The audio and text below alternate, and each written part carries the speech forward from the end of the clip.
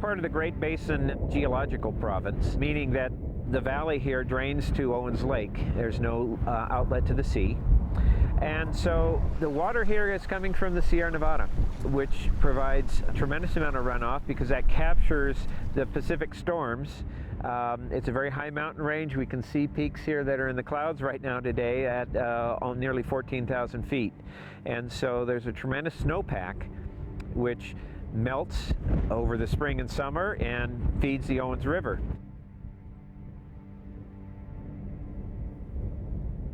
What makes it unique is the fact that we really are in a desert. Our rainfall here is only about 6 inches a year. That's all that comes down from the sky. But you can see the snow in the Sierra Nevada, and that flows down out of many, many creeks and fills up what is actually a very deep basin that's full of alluvium, and it fills that up with water. And we have had for quite some time a very high water table all throughout the Owens Valley. The word Inyo, which is this county's called it, one description of the name was the Chief George of the Paiutes of way back. It was called the land of the great spirits, and that's how I look at it. If you can look at our mountain up here, it's got a face on it. We have a lot of really ancient areas and beautiful areas up here. And what other cathedral could ever surpass these mountains? Man could never build something as this pretty. So what the city did with Mulholland's aqueduct was to capture this runoff and send it down the aqueduct to the city. Our biggest problem is trying to keep some of the water here. We know that we can never take it all back, but we need some to keep the place green. Although we live in a desert, when it's measured by rainfall, we actually live in a fairly well-watered environment. You know, these are not grasslands, these are meadows. The difference being that a grassland is sustained by precipitation, a meadow is sustained by groundwater. And so these meadows, many of them were natural. They were here when the first settlers came. They were here when the Paiute lived here. They are being sustained now largely with irrigation because the groundwater pumping has dropped that water table below the level of the roots. Oh, this is a groundwater well that pumps groundwater from this area. This pipe leads over to an underground pipe which feeds into the McNally Canal, which is off this direction. You can see the trees and the reddish willows over there are at the edge of the canal. So this would be taking groundwater, putting it in the canal. This canal eventually makes its way down to the Owens River, which in this part of the valley is the conveyance of water that goes down eventually to the aqueduct. This canal was originally here as an irrigation project, supplying water for agriculture. With the second aqueduct that came in 1970, the city had the capacity to take more than the usual amount of runoff, and so they supplemented that runoff by pumping groundwater. And these wells, I think, were generally put in the 1920s during a drought period when the runoff was very low. And they used them a couple of times up until the 1970 when the second aqueduct came in. And so they're just able to export more water by having groundwater wells.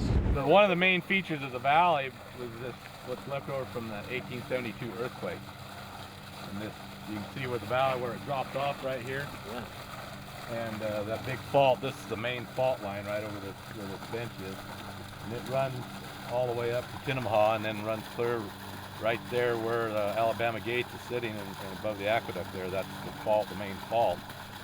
But it's what creates this anomaly here where water tables, it's an impervious barrier. So that water isn't released, a lot of it on that side of the fault. It's holding it all, most of it's held here. And the big aquifer is above or west of the fault. And that's why DEP has pumps all through this Independence area and all that. And all the pumps are up here. There's no pumps east of the fault. All those canyons where the creeks come out, all that water either comes down and runs directly into the aqueduct, or when during the summer, say May and June, when we get the snow melt, if it's more than they can handle in the aqueduct, they have structures all up there at the base of the foothills, and they turn that water out on the alluvial fan, and they percolate that water in the fan, and it shows up down here in the aquifer. And so they enhance their well production by turning that water out up there.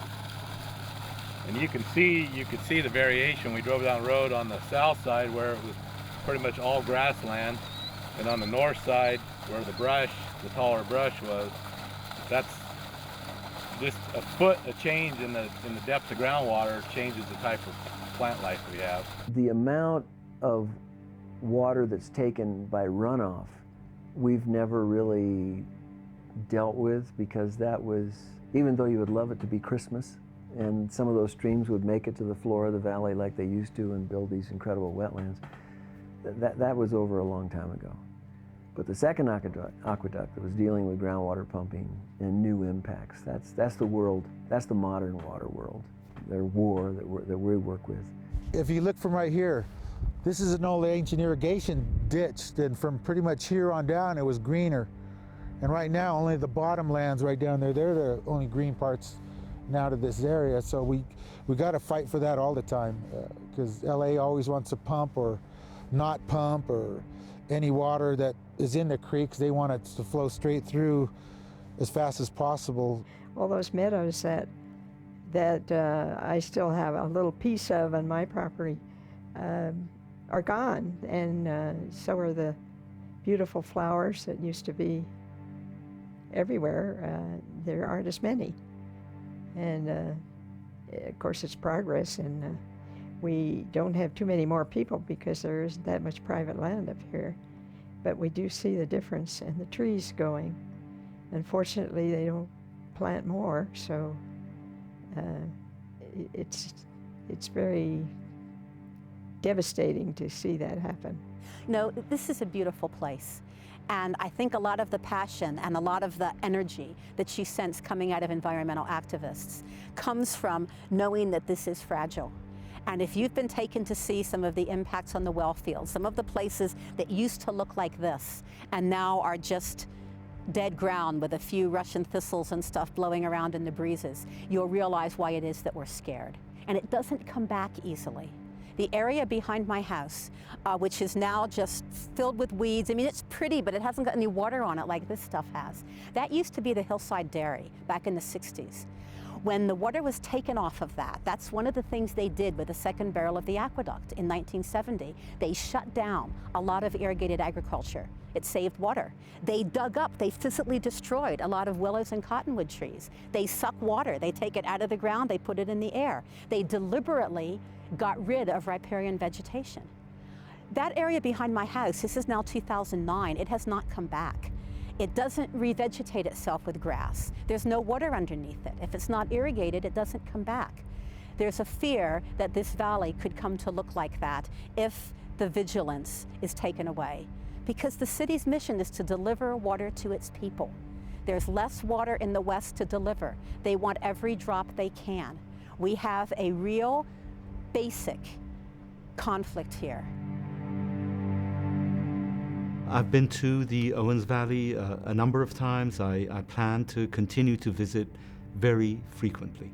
Our destiny is linked inextricably to that of the Owens Valley. We are bound together by history. This city flourished because of the water that came to us from the Owens Valley.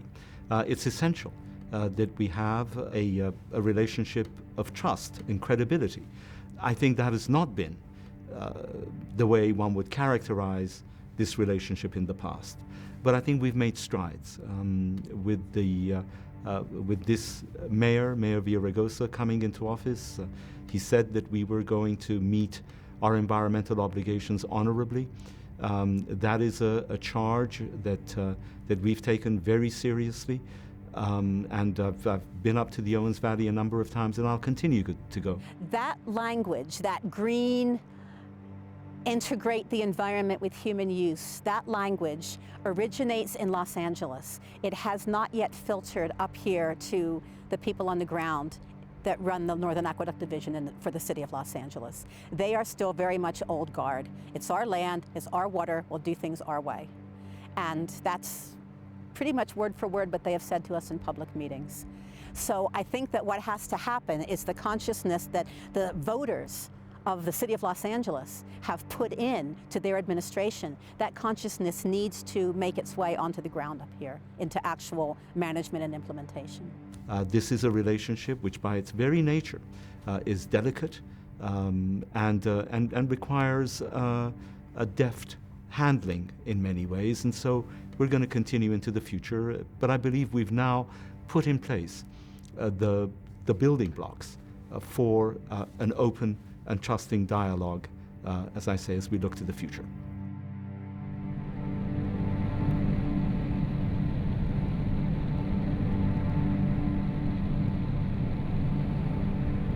We fought the second water war because the city was back in '69 and they finished a second aqueduct, yeah. which was a pipe just down south that allowed them to take 50% more water. Yeah, we looked at it. Yeah, and that was going to be filled with groundwater. So when those pumps came on in 1970, places up here where there's fish hatcheries, fish springs, Yeah. south of Big Pine, that had a river of water coming out of the ground. 20,000 acre-feet of water a year. God. It's extinct. And Black Rock, another fish hatchery up the road, you'll pass tomorrow, it also went extinct. They dried up every major spring in the valley but one. Rheinheckle Spring is still flowing. All the rest of them basically were dried up due to groundwater pumping. So the groundwater tables have been lowered, vegetation has died. And this is not ugly, this is okay, but it's not what you saw down there by the river. And it's not what you're going to see in the irrigated pastures as you drive by where the cattle are grazing and people have, you can't do anything with this land. They'll turn cattle out here, 2-3 head, they'll turn a few burros out in here, but this land doesn't support anything. It barely supports jackrabbits. There were issues in the 70s and 80s with dust problems being created. Down near Highway 395, south of Independence, there's some alfalfa fields that are put in as dust mitigation because the native vegetation was killed by the groundwater table being lowered, and you don't have any vegetation holding the soil, and you had dust blowing across the highway. That was a major problem. I didn't, and a lot of us didn't. They kept it pretty quiet. We didn't really realize what was going on. They didn't have much of, I was busy making a living. We didn't really, so they put in another aqueduct, we didn't really get involved with it. And much to I've had other people say, what happened? Why didn't we? But they kept it quiet. They didn't ballyhoo it. It was it's no job, really. But that's when, and of course, that's when they started pumping heavy on down in the lower part of the valley and drying up a lot of that area. So even our supervisors, who I trust barely more than the city of Los Angeles, they began to sue Los Angeles in 1972 using the new Environmental Quality Act that nobody understood. I think the district attorney pulled it out and said, we got this new law that says you have to look at impacts, if you're going to build something or drill something, and so they hauled LA in '72, and that kicked everything off. The Owens Valley Committee was formed as an independent entity to look at the water issues, to look at the law, and to decide what really ought to be done here in the Owens Valley, especially relating to complying with the California Environmental Quality Act, called CEQA, and what was required under that act to mitigate for the impacts of the second barrel of the Los Angeles Aqueduct, which was started in 1970. Huge impacts from that second barrel, which had never been addressed because the city didn't feel they had to do so. Of course, by then the aqueduct was 65 years old, but because they were adding to it, in effect expanding the same aqueduct, they were made to required to file an environmental impact report by the courts, and of course the city dragged their feet on that for a long time, and that led to more and more involvement of the courts, and finally the courts taking over the control of the Los Angeles pumping into the aqueduct. We finally got them in court and had a judge say, you will start that Lower Owens River project by January of 2007, or I am going to shut down your second aqueduct. You could have heard a pin drop in that courtroom. It was a very dramatic statement for the judge to have said. Well, they had the river flowing by December of 2006.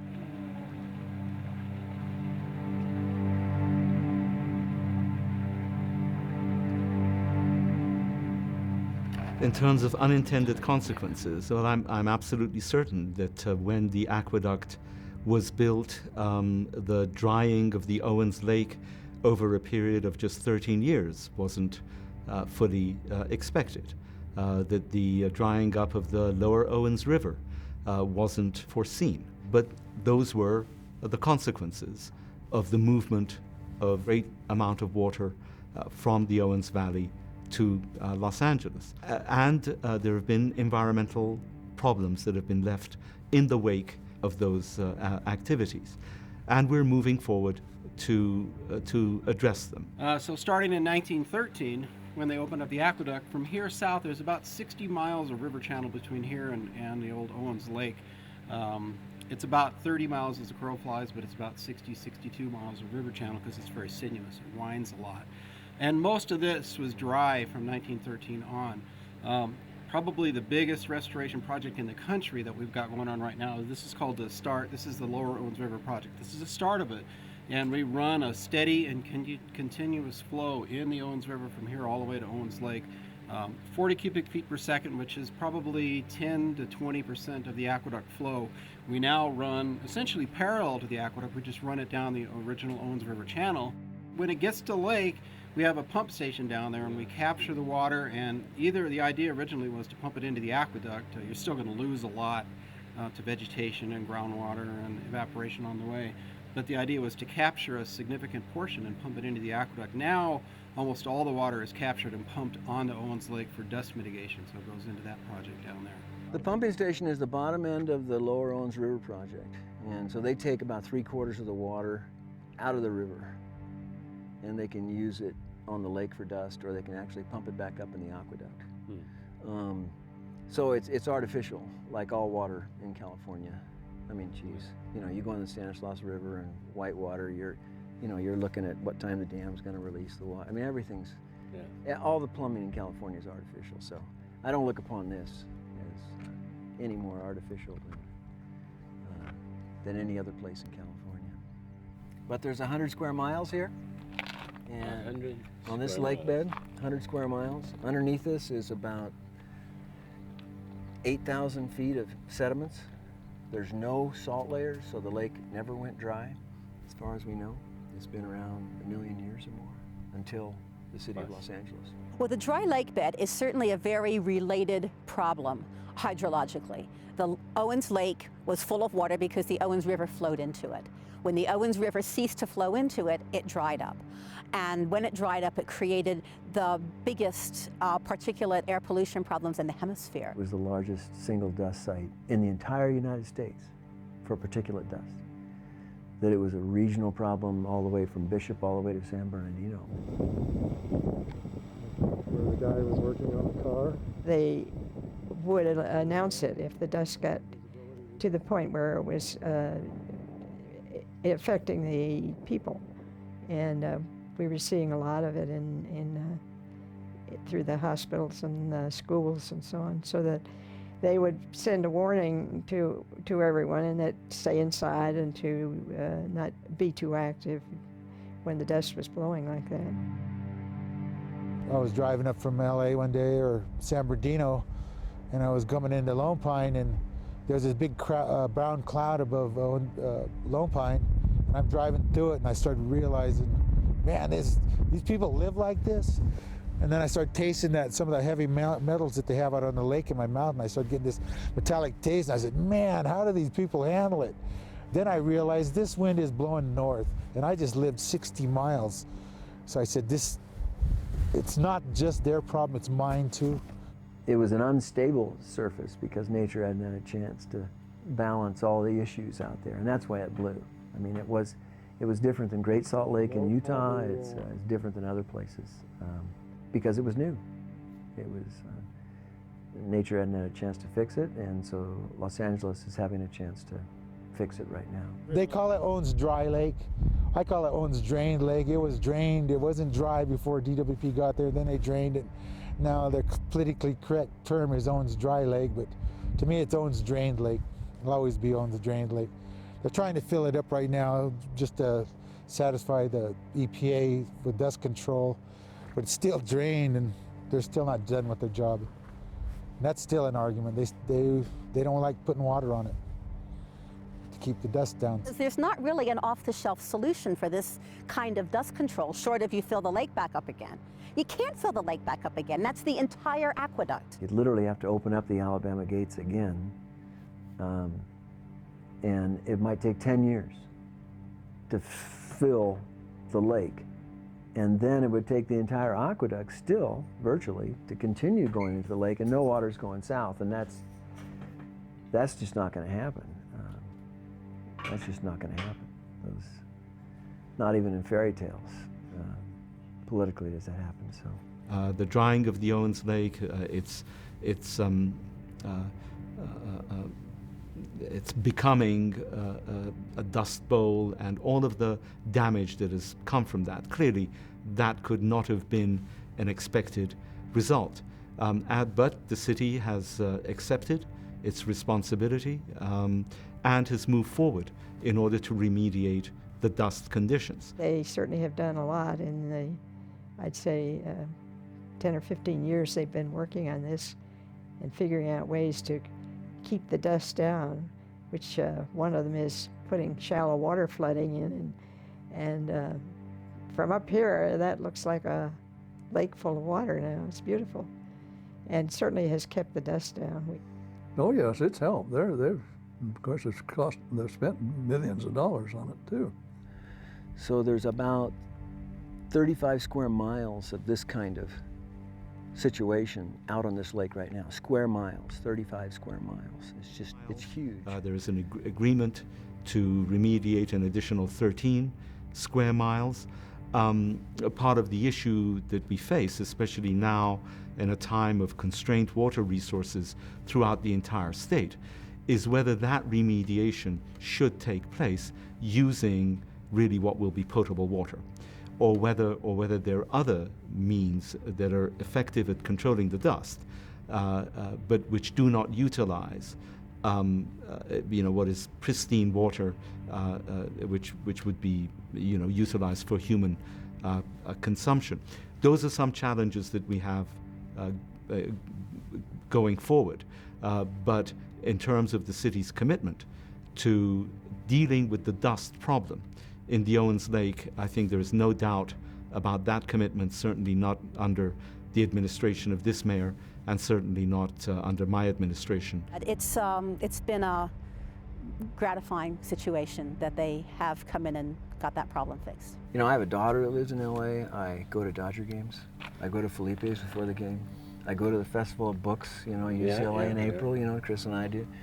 I mean, I like LA a lot, but we had this agreement up here in the early 80s to try to get some water to Los Angeles, but stop the damn bleeding up here.